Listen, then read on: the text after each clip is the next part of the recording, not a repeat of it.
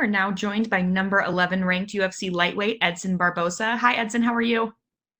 I'm very good. How are you? Good. We're going to start with a question from Danny Segura from MMA Junkie. Danny, go ahead. Edson, how's it going? Curious, this is your first time down to 145, man. How are you feeling during the weight cut? How has this whole process been getting down, 10 more pounds than normally? I do the same thing I do when I make 155, but I start 10 pounds lighter. The same feeling. Just a couple more hours. It's the same feeling when I make 155. Yeah. And what was the decision to drop down to 145? Because at 155, you were never really looked as a guy that was small in that weight class. Yeah, no, I was dropped because I feel, I work for UFC almost 10 years, I really need some new challenge, not for my career, but for myself, and I make a choice together with my team. I think that's the best choice. Drop 145 for look for some new challenges. Yeah. And when you say new challenges, like what exactly are you looking for at 145? Is it maybe to like refresh your career a little bit, maybe some different matchups because you have fought most of the people at 155? What exactly are you looking for? Exactly, like I said, it's a new challenge. I fought some new guys. I don't fight the people want the other guys for 155 because most people say no. Fight me 155. I always open to fight everybody in the top 10. It's get hard to fight the people 155 because I fought most those guys, and in 145 I'm new. I fought nobody 145, and I'm very excited. I feel that's a new beginning for me. Yeah. And lastly, what challenges do you think Dan Ige presents? And if you come out victorious on Saturday, where do you think that puts you in the division? Because you are a big name dropping down, so usually that helps out as far as rankings is concerned. I'm so happy. First, I'm so happy to FC always give me some big challenge. Some FC give me a chance to fight against the best guys in the world. And it's the top 15, man. You talk about the top 15 in the world. He's one of the best. And I feel if I beat him, definitely for my history in UFC, I have more than 22 fights in UFC right now, 23, my 23rd fight in UFC. If I beat him, definitely I deserve the top five. And I have three more fights in my contract, man. I hope UFC, after this one, if I win, give me a top five, you give me a chance for the title shot.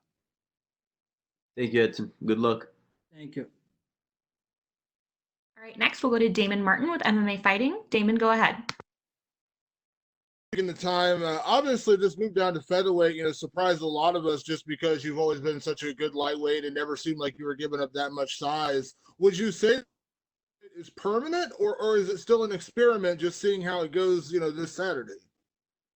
Let's see how they go. You never know, especially right now.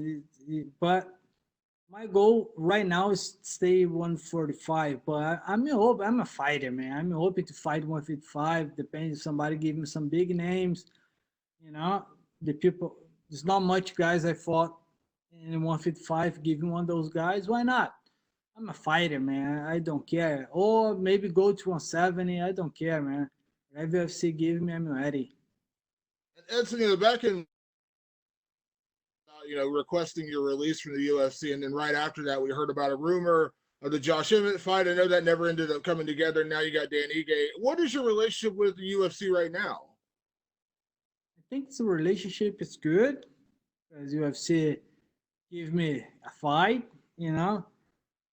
On that time, I asked to left because I was so excited, so ready to fight. I asked to fight in December. It's crazy, I'm ready to fight in December, and December, January, February, March, and there's no fight. I was, come on, if you don't have a fight, just let me live, let me go to working, for another company. But I think the reality, I scream for a fight. I really want to fight. I still love my job. I still love every moment, every second for my job. And like I said, I feel it's a little bit, I don't really ask it to laugh. I just ask for fight.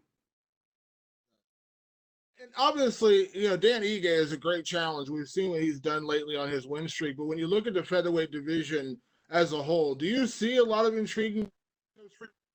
I think people immediately would look at fights like Max Holloway and some of the other fights that are out there and imagine you in those scenarios and say those would be great fights. Is that exciting to you as well, just to think about all the potential matchups you could face that would be new fights?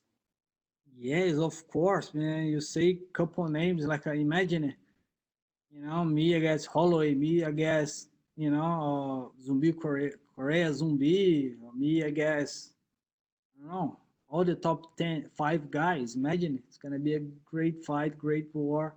That's making me very excited, working hard to come down to this division. Last question, Edson. We know this fight's going to take place without an audience, without a crowd. You're one of those guys who famously has a lot of sound effects in your fights. Kicks. How is it preparing for that part of it? I mean, obviously, you fought with smaller audiences, bigger audiences, things like that. But how do you think you're going to approach that? Will it change anything in terms of your approach to the fight? Are you looking forward to it? Like, how do you feel about fighting with no audience?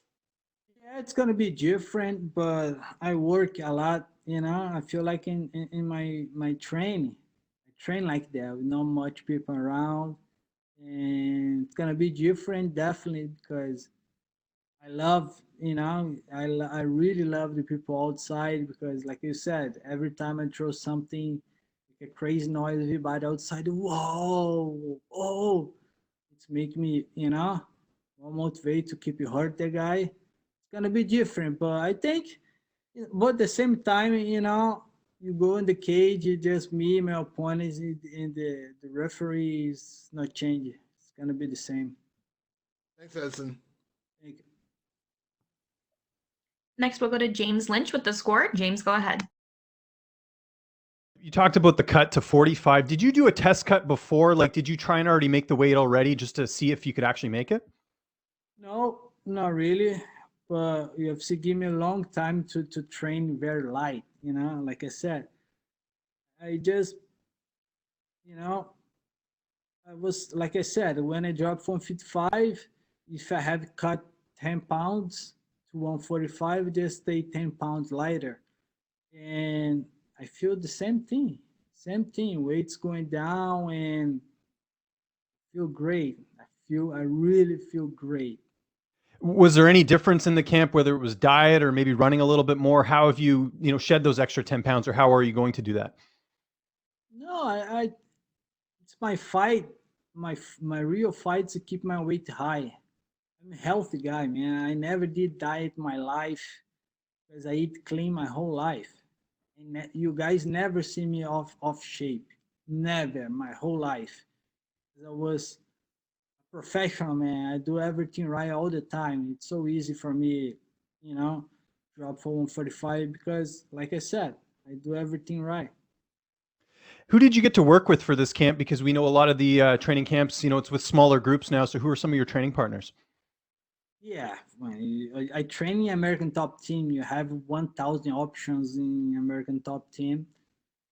That's why American Top Team is the best team in the world. Yeah, I have a lot of guys help me on this camp, and I'm more than ready for this fight. Absolutely. Was there anyone you worked with a little bit more, or was it just a variety of training partners? Like I said, every time he brings some training partner different, it's good for me because if you train more than one time with some guy, who's coming. Every time he's try to change a little bit, but yeah, I'm ready. And you talked about challenges at featherweight. One of the things with Dan Ige, he's never been finished in his career. Do you look at that as a challenge that really excites you, potentially being the first fighter to finish him? Yes, definitely. He's a great fighter, man. You're talking about he's a top 15 heavyweight in UFC. He's one of the best. Definitely, I'm so thankful to always put myself against the best guys in the world. And Damon referenced there a potential fight with Josh Emmett, that there were some rumors floating around with that. Was that ever something that was offered to you? Was that matchup ever something on your radar? He's talked to me about this fight. I'm always open for fight. You know, I don't know what happened, but I'm always open for that fight. When my manager called me, I say yes, of course, anytime. I don't know what happened. And then last question, where do you feel like a win over Dan Ige would put you? Because he's got a really nice winning streak heading into this fight. And I would imagine that's going to put you, nice in that top 10 as far as the featherweight division goes. Oh man, if I win and fight against him, like you said, he's coming with a lot of straight wins. And I think for my history in UFC, for everything I make for UFC, for more so close to 10 years work for UFC. I think if I win this fight, I deserve a top 10 and a top 10 and top 5. Really deserve.